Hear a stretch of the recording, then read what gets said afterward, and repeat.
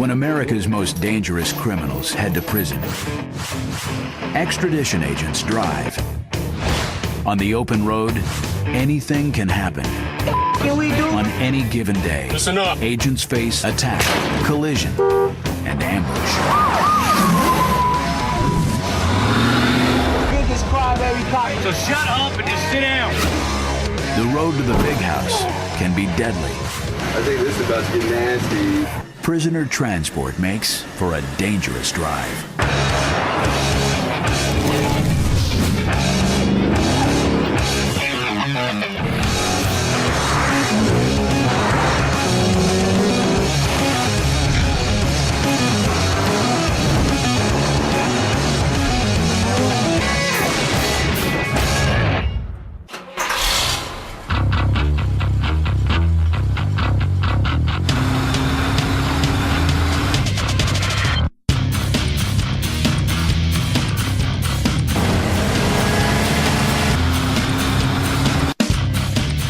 This passenger van tearing down the highway carries deadly cargo. Inside are murderers, rapists, gangbangers, and drug dealers. All that's stopping these criminals from escape are metal grates and these men. Gordon Brooks is the founder and director of Prisoner Transport Company, U.S. Extradition. Agent Danny Lowe is his partner. Gentlemen, keep your hands on top of the fence. Come down, do a quick pat search, and we'll hook you up one at a time. In the U.S., thousands of convicts need transfers every day. Put your arm straight down. I got you. Gordon Brooks employs over 40 men and women to keep up with demand.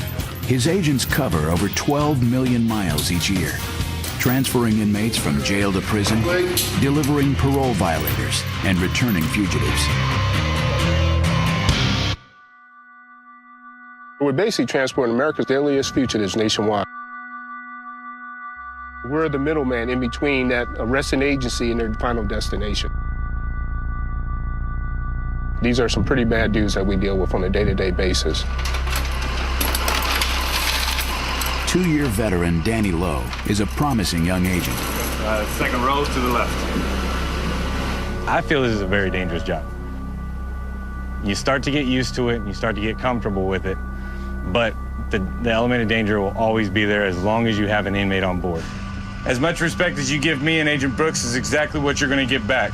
The less respect you get. Does that understand? With a fleet of over 30 vehicles, U.S. Extradition moves up to 1,500 criminals each month, and business is booming. And there's always another mission.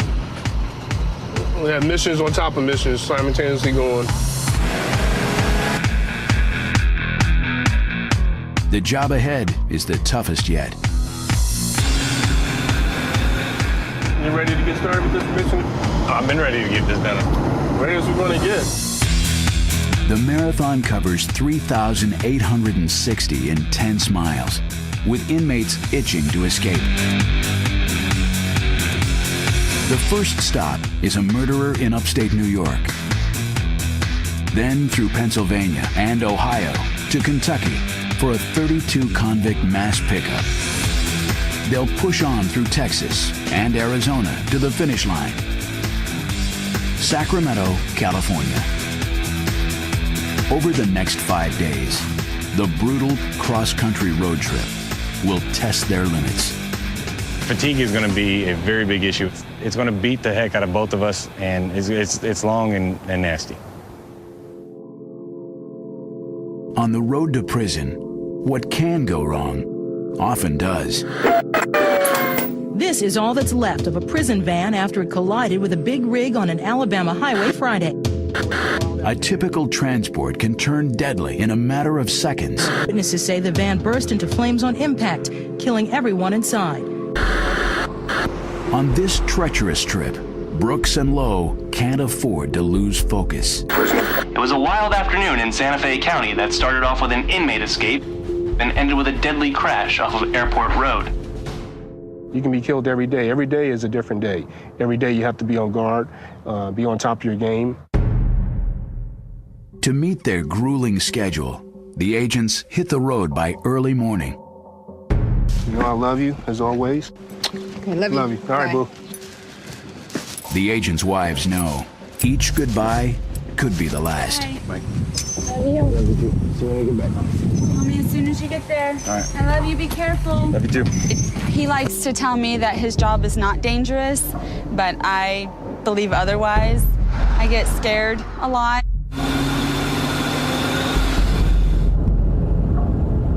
Out on the highway, Brooks and Lowe mentally prepare for rebellion and resistance. When they're coming out of the jail cell, that's their chance to try to flex their muscle to intimidate you. The first thing they're doing is sizing us up. And this is where your command presence come into play. My wife calls it my agent voice. Swell up just a little bit. You got to put a little bit more air in your body. Just make yourself look a little bit bigger. To control combative prisoners and stay on the road, they need the right vehicle.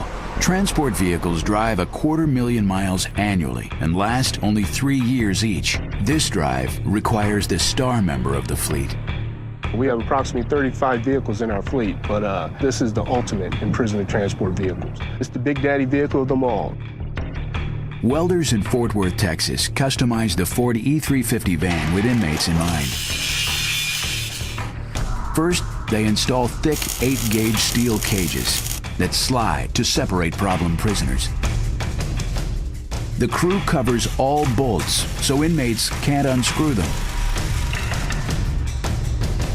Metal bars under each seat prevent prisoners from passing makeshift weapons. Big Daddy is fully loaded with a color camera and monitors to guard against escape plots.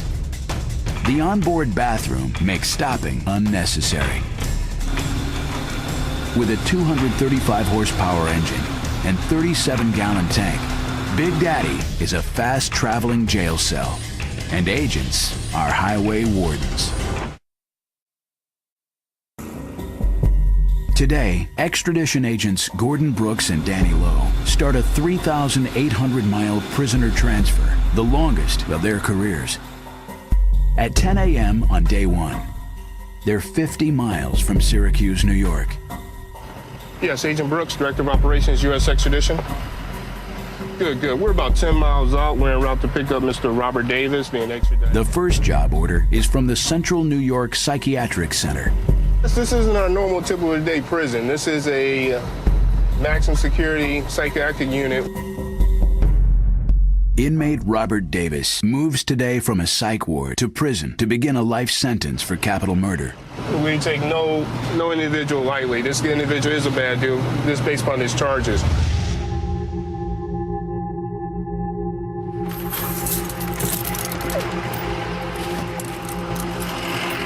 This jail contains over 200 mental patients.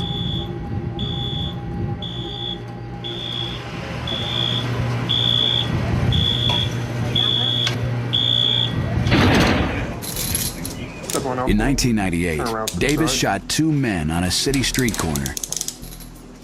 Brooks secures the felon with waist chains, double-locked handcuffs, and foot shackles.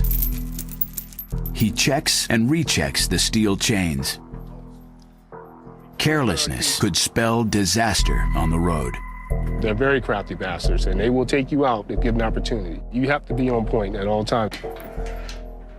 Stand back over there.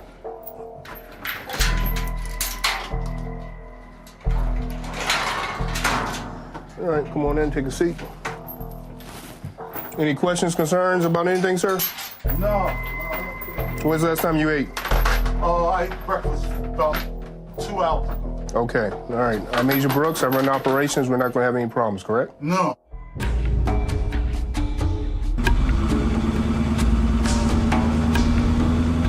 Mental patients are a little bit different. These individuals, they're unstable. They're taking a lot of medications at any given point. May not be in the right frame of mind. Mr. Davis. Yeah. Okay, when you take your meds next? About 8 tonight. Okay, what are your medications for?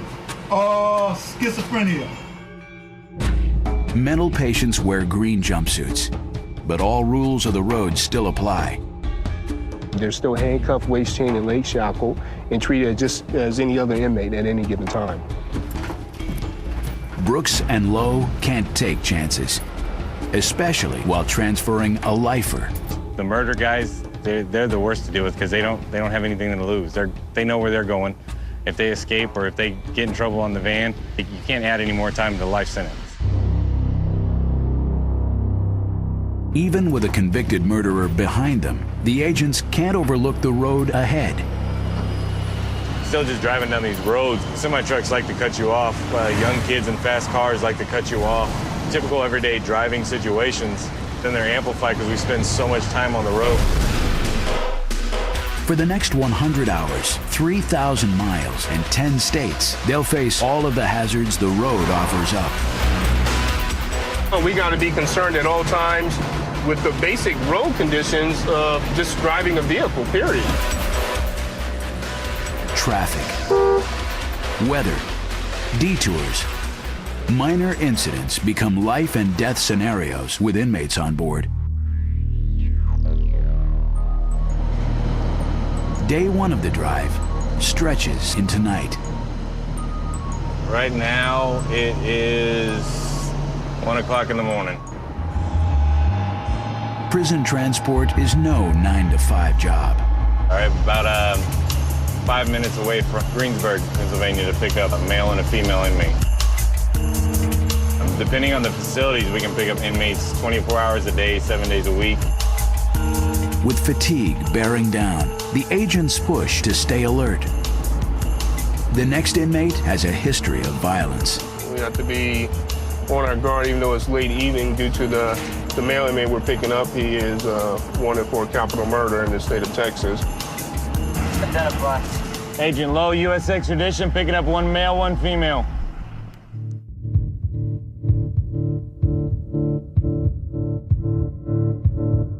Tonight, James Edwards takes his second trip with U.S. extradition. This time, he returns to Huntsville, Texas on murder charges.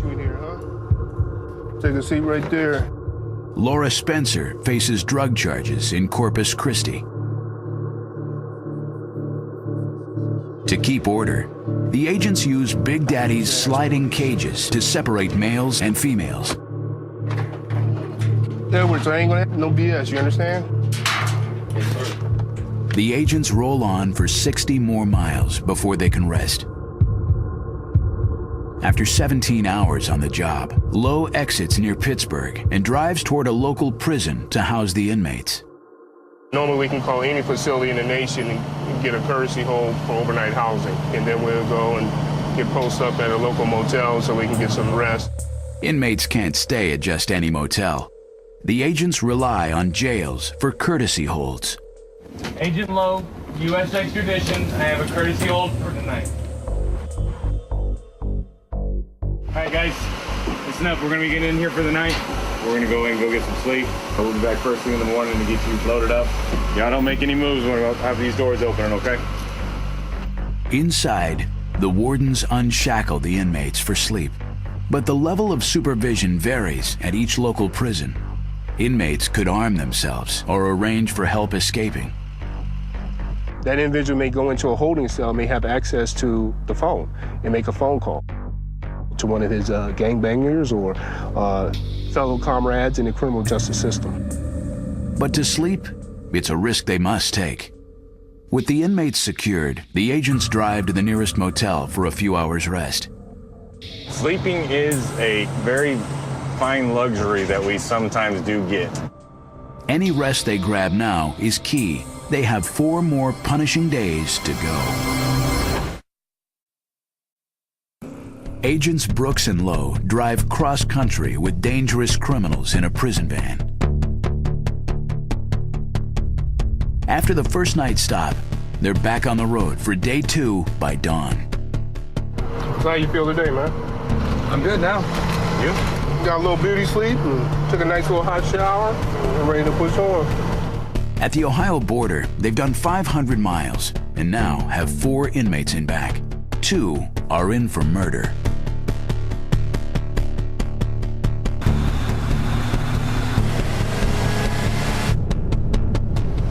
Command, this is Alpha Team Leader. Be advised we're pulling off for our lunch break. Copy that, notify State Police.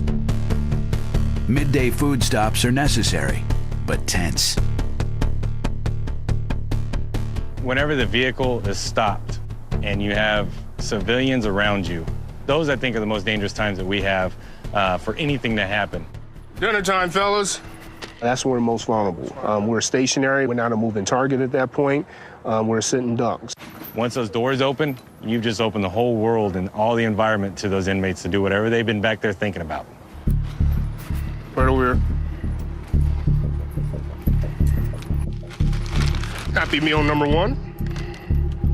Happy meal number 2. Thank you. Happy meal number 4. Oh, I got the toy. Do not open the toy. All toys? Do Let's not go. open the toy.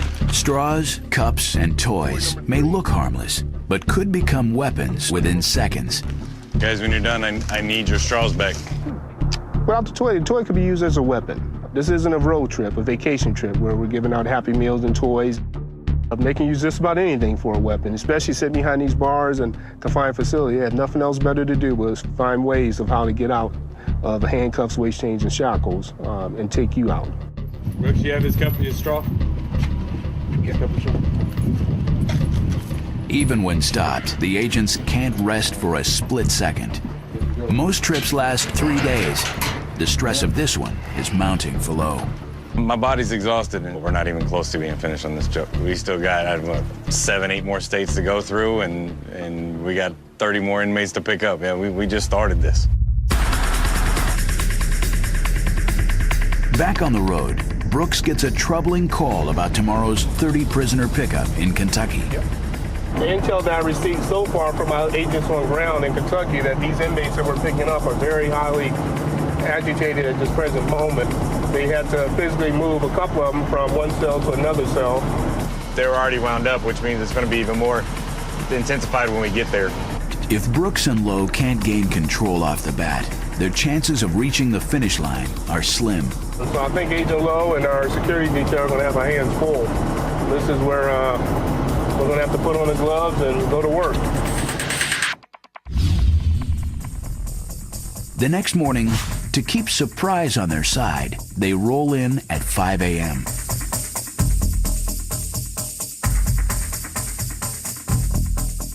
Right now they're asleep. We're going to go in here with these chains, rattle the chains, and a little wake-up call. Daddy's here to take you home.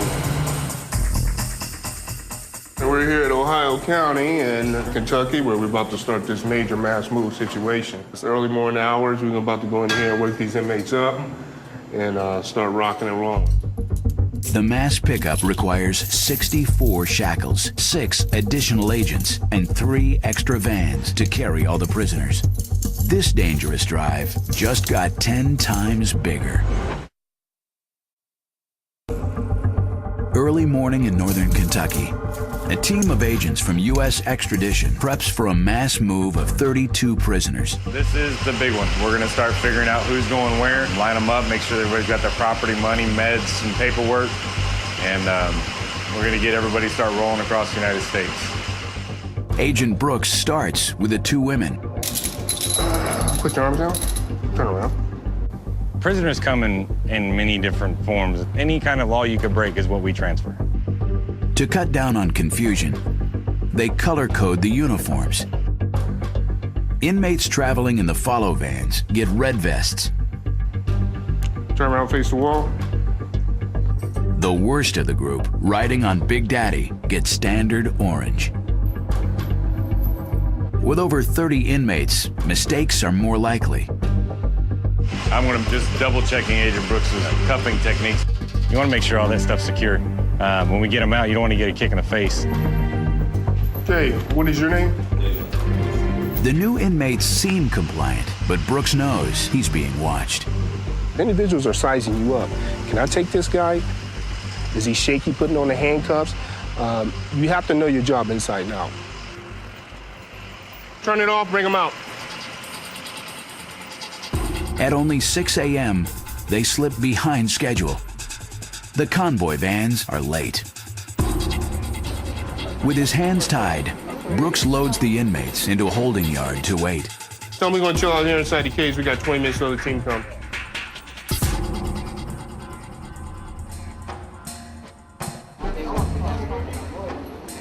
Without transport vans, the agents focus on who they've got on the ground. Escape attempts often occur during the confusion of transit.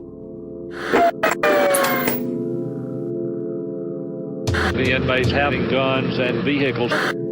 Unlikely seeming inmates may be the first to flee. We don't know exactly how they were able to do it. A prisoner looking to run takes any chance presented. Extremely dangerous. They are more dangerous. They are more desperate. They are still armed, and we consider them extremely dangerous. All of a sudden he pulls a gun and says, "Give me your keys." And he said, "Give me your keys or I'll kill you." Yeah, what's your status? All right. The convoy van delay allows the inmates to establish who's who before the trip even starts. Right now, we're just ascertaining who we have on board, who we're dealing with, trying to identify any type of cliques that are forming. Cliques pit inmates against the agents and encourage rebellion on the van. Right now, I see 2 or 3 cliques that are joined together. As you see over there, the dude that's all tatted up and the older gentleman, he's the OG right there. Both of them done some serious time in prison. They're starting to click up, so we got to continue to monitor the conversation and their activity. Hey, boss man, big man, come here. Talk to me a little bit about your tattoos. I see that big tattoo in the back of your neck. What is all that about? Just culture. Okay. All about culture? Yeah. Any gang affiliation? Yes, sir. Who do you run with? Latin Kings. Latin Kings? Yes, sir. So what's your status within the Latin Kings? Locked up, nothing right now. Okay. Have you denounced your gang? No, sir. The Latin Kings have an estimated 100,000 members. As the convoy pushes through the next 6 states, they'll cross areas where the Latin Kings have influence. Yeah, what's your status? All right, how far out are you? After 40 minutes, the vans are still en route. All they can do is wait.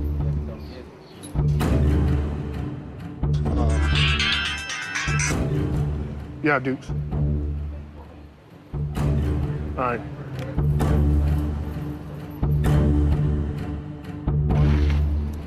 After an hour, tempers flare. You got business to do. My business between me and my God, and I'm gonna take care of that. That comes before your business and any other business on this earth. All right, thank you. I'm letting you know that, because these cuffs will come off eventually. Yeah.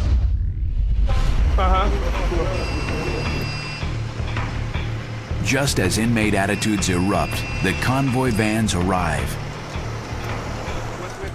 The agents meet to go over the route. We're gonna go to Whitfield, Tennessee, okay, but he's following us. Okay. Then we're gonna go to West Memphis. Let's make it happen. Let's do it. To the van, let's go. Let's go, 2 straight lines, keep the line straight. Come on, inside, let's go. Right on up. Mr. Regular, conservative belt. Stand right here. They're already a handful. Can't even wait for what the rest of this trip's going to bring because they're already starting out. So it's going to be fun. We're going all the way to Cali, right? Yes, sir. It's a long ass ways away. You going? I'm going with you. It's me and you the whole way. So me and Brooks, those are 2 people that you just don't want to piss off right now.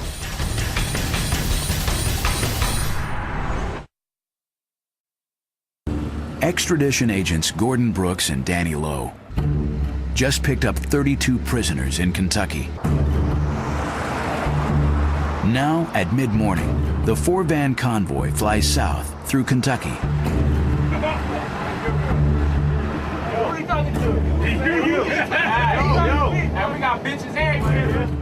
Inside the lead van, Big Daddy, one inmate's voice rises above the rest. Hey, look. Yeah, you don't see my shit fall off. Stephen Montgomery, known as California, returns home to Sacramento for drug and theft charges. Yeah, we have one guy back there right now that he's the ringleader. He's the one that's in charge of the comedy and the smart remarks. Oh, you thought I was gonna be nice, man. Played you. Ringleaders can turn the van against the agents in minutes. How's your bitch? I mean, we convicts, boy. Ain't nothing polite. You have individuals that's going to take control of the van and start speaking up. He's going to be the basic spokesperson or the ringleader of that group. The unrest grows, but Brooks is forced to stay on track. Tonight, they pick up the deadliest fugitive they've ever encountered, and they can't be late. We have a very high-profile inmate being flown in from Puerto Rico who attempted to commit murder on a police officer and is a white supremacist, very, very bad dude. The fugitive lands tonight at an airport 300 miles away. The convoy has no time to waste. But as the miles tick by, order evaporates.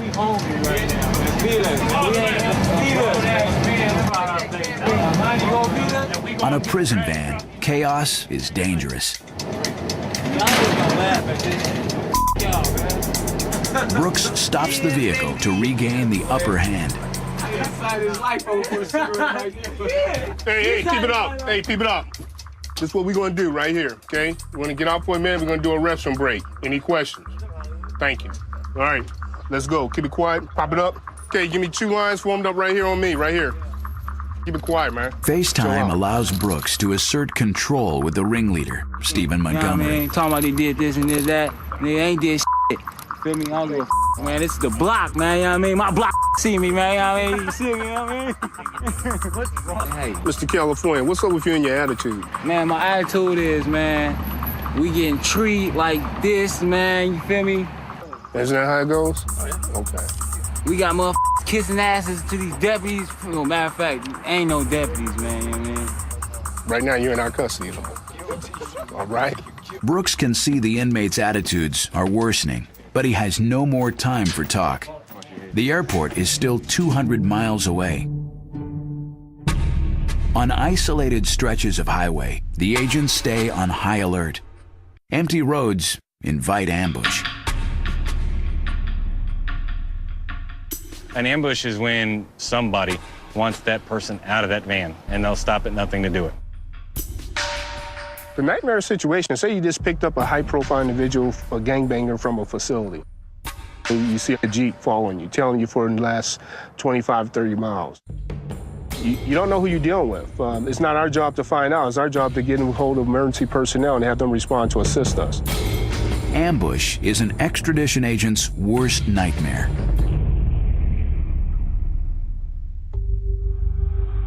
It's 4 p.m. Big Daddy must meet the fugitive in 2 hours. This individual was a high-profile gang member, was involved in attempted assassination of a police officer. While awaiting trial, Ken Greenwood fled the country. He heading over to Puerto Rico where he was stopped and detained by authorities over there. Greenwood returns to the States today with a thicker rap sheet and a bigger reason to attempt escape. This is the bad guy. This is the baddest of the baddest.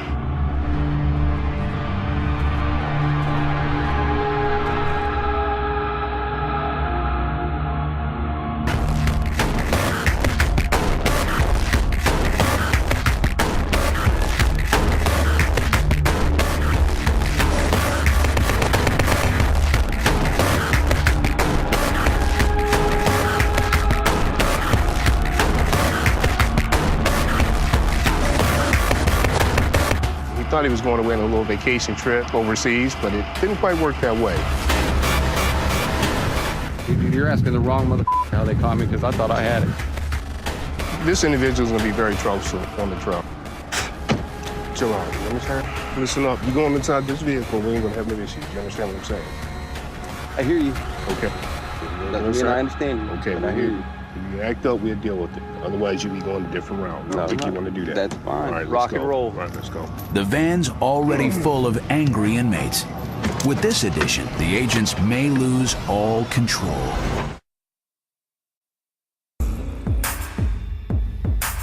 It's evening on day 3 of a massive prisoner transfer.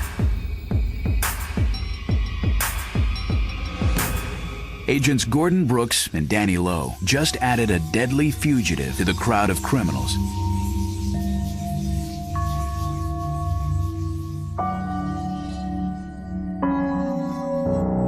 It's up to Brooks and Lowe to deliver the attempted cop killer, Ken Greenwood, to waiting federal officials. This is the bad guy. This is the baddest of the baddest. There isn't anything worse in the world than a cop killer. How's that view? This individual will take out anyone. Only a few miles down the road, and already Greenwood dominates the van. Got to get all up in my pretty little grill. Through the microphone. The other inmates feed off the fugitive's energy. We just got rolling. With Greenwood on board, the ride becomes more dangerous by the second. Knock it off.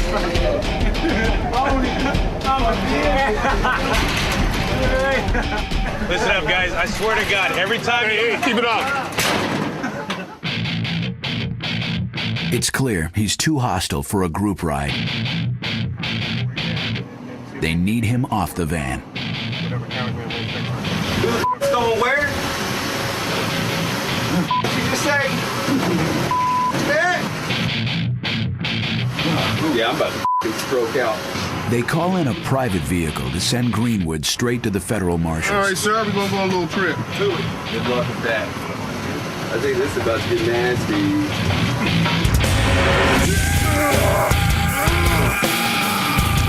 The second the agents feel him fight, they put hands on and go to work. Oh, I ain't going back, bitch. When he resists, the agents slap him with a restraint called the hog tie. Oh, hell, we're going to do it like this. Oh. Y'all some Hercules. Oh, motherfucker.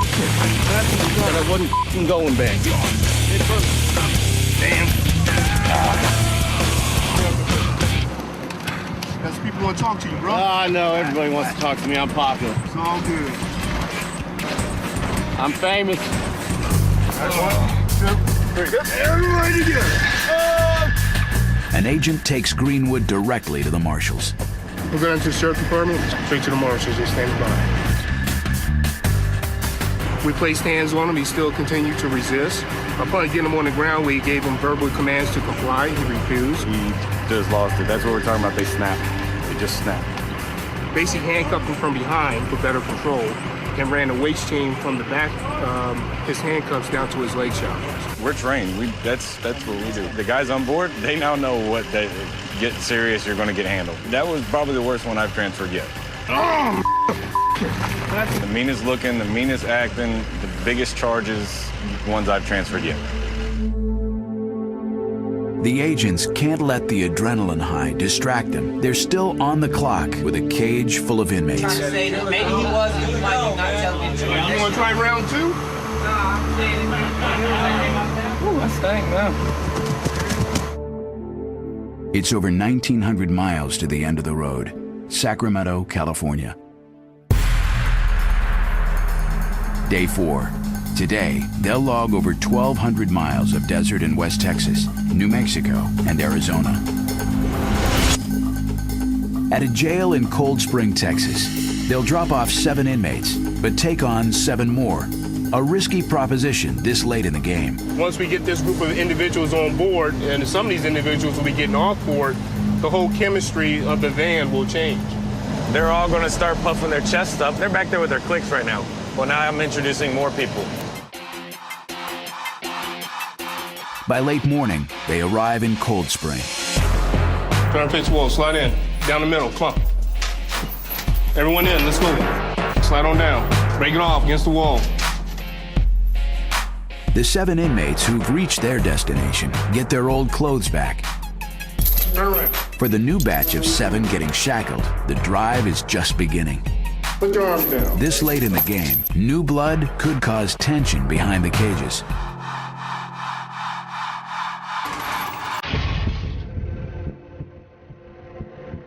Throughout day 4, the crew does drop-offs in Alamogordo, New Mexico, and then Phoenix, Arizona, where the convoy splits off.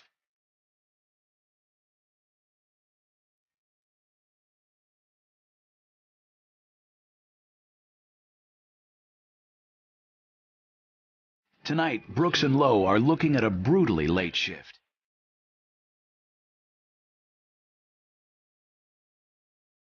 They can see troubles ahead. Hey, look, real talk. You can give a little bit. Knock it off. Knock it off. Can't wait to be on your mind. Seems like we're gonna have a little headache tonight, so it's gonna be a rough night tonight. Chemistry, as you can see, is starting to change. Come on, boy, come on. Hey, Cali business, come on. Cali business, chill out, all right? The California team is not gelling with the Texas crew. The friction is starting to set in. Let's just chill out. We got a long night, fellas, all right? Gordon grabs a rest in the follow vehicle, while Danny drives the graveyard shift. We're in for a long night.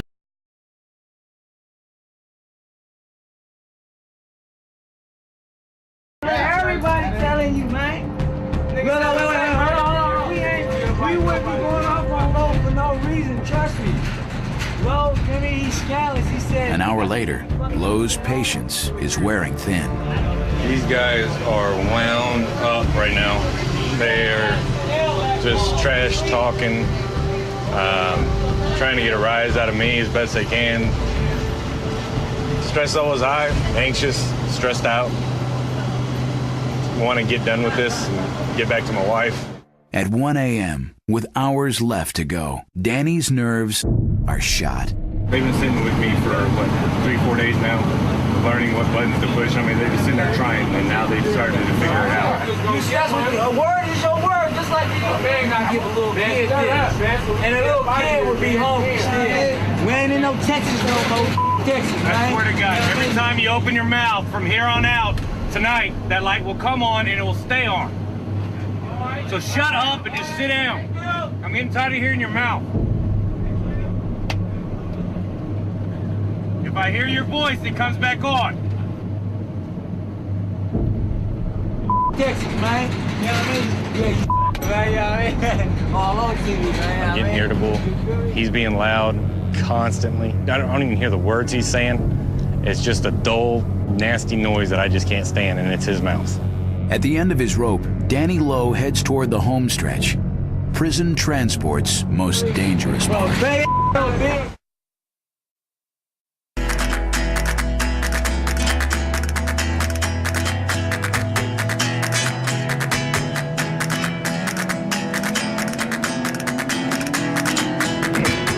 Alba, you got a copy? Extradition agent Danny Lowe drove through the night with 4 angry inmates pushing his buttons.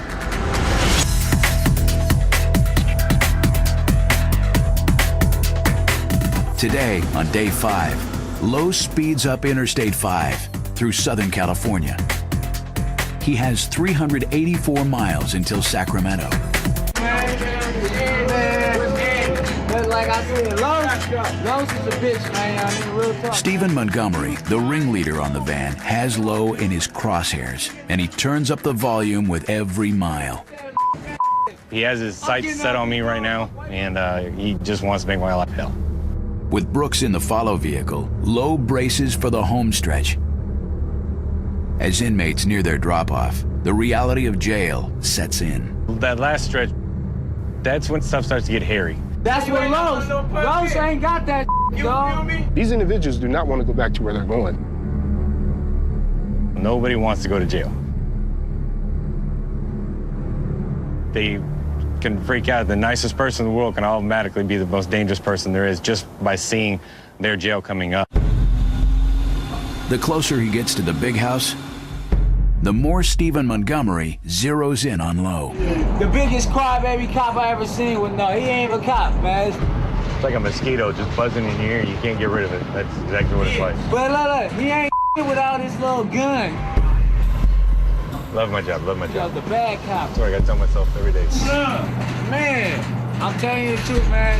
This is not fair, man, you know what I mean? Being mentally drained and physically beat down from this trip, that it definitely had to do with them getting to me. If I could get out of here, I would sue. I'm going back. My thick skin was the one that dropped the ring. And this has just made my life miserable. And that's what they wanted. They were successful, and my fault. I'm just done with them. Their attitudes suck. Everything about them is just horrible. Halfway through day 5, Lowe's stress level hits the boiling point.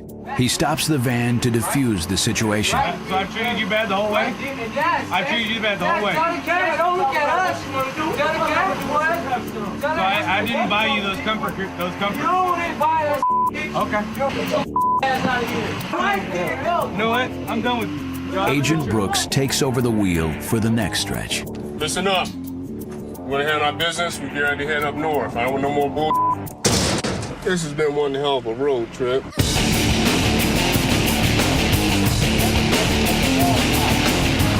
Several inmates decided to harass partner, Agent Lowe. Agent Lowe's in a different vehicle to kind of separate himself from the scene. The other deputy was the bad cop right now, man. But we will definitely have to be on guard. So we have 5 more hours left. How can we do something? What can we do? The chaos and tension escalate as the van rolls towards Sacramento.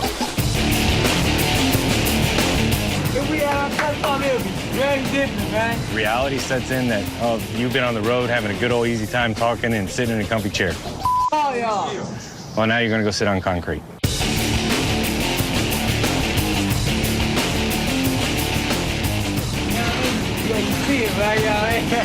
After dropping off one more inmate, Lowe returns to Big Daddy for the final leg. Not anybody can do this job. No way.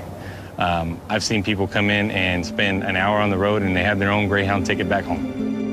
Agent Lowe, we're back together again to finish this mission. We're on the last leg of this. We went down from 32 inmates down to 3. It's been a long journey. Finally, the road signs point to the finish line. After 110 hours and 3,800 miles, Big Daddy pulls into the county prison at Sacramento. Let's go, hop off the van. As the last 3 inmates shuffle inside, the exhausting drive is officially over. On the long drive to home base, Big Daddy is at last quiet. With all 32 prisoners delivered safely, the agents have time to reflect. It's been a real haul. It's been a crazy haul. Every day is a different day in this business. You can never wake up in the morning, roll over, kiss your loved one goodbye, and grab your lunch pail and go for a typical day in the office. This was the longest mission I probably had. It was very strenuous. It was time-consuming, mentally draining. It was a long mission. For Agent Lowe, this trip will become his last long drive for U.S. extradition. Not long after this transport, he moved on to a new profession. But Agent Brooks has many more missions to go. In the business of prisoner transport, there is always another dangerous drive.